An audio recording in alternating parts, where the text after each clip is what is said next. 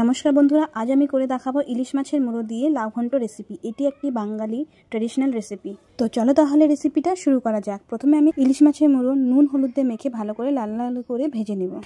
সময় নিয়ে উল্টে পাল্টে লাল লাল করে ভেজে নিব। ভালো করে ভাজা হয়ে গেলে আমি এক এক করে সবগুলো একটা বাটিতে তুলে নেব। তারপরে ওই তেলে ফোড়নে দিয়ে দেবো জিরে, একটি শুকনো লঙ্কা, তেজপাতা দিয়ে নেড়ে চেড়ে আগে থেকে কেটে রাখা লাউগুলো দিয়ে দিব। আর দিয়ে দেবো চিড়ে রাখা কাঁচা লঙ্কা, সঙ্গে দিয়ে দেবো নুন আর 1 চামচ হলুদ দিয়ে ভালো করে নেড়ে চেড়ে একটি ঢাকনা দিয়ে কিছুক্ষণের জন্য ঢেকে দেবো। কিছুক্ষণ পর ঢাকনা সরিয়ে যখন লাউগুলো গলে যাবে তখন আমি ভেজে রাখা মুড়োগুলো দিয়ে দেবো। দিয়ে আবারও ভালো করে নেড়ে চেড়ে নেব। নিয়ে আবারও কিছুক্ষণের জন্য ঢেকে দেবো। তারপর ঢাকনা সরিয়ে কিছু গুঁড়ো মশলা অ্যাড করবো, যেমন 1 চামচ ধনে গুঁড়ো, জিরে গুঁড়ো, লাল লঙ্কার গুঁড়ো দিয়ে ভালো করে আবারও নেড়ে চেড়ে নেব। সব কিছু একসঙ্গে ভালো করে মিশিয়ে নিতে হবে। তারপরে আমি আবার দিয়ে দেবো বাড়িতে ভেজে রাখা জিরে গুঁড়ো দিয়ে আবারও নেড়ে চেড়ে নেব। খুবই টেস্টি একটা রেসিপিটা ভালো লাগলে বাড়িতে অবশ্যই একবার ট্রাই করতে পারো। আশা করছি সবারই খুব ভালো লাগবে। ভিডিওটা ভালো লাগলে লাইক, কমেন্ট, শেয়ার করার অনুরোধ রইল। টাটা।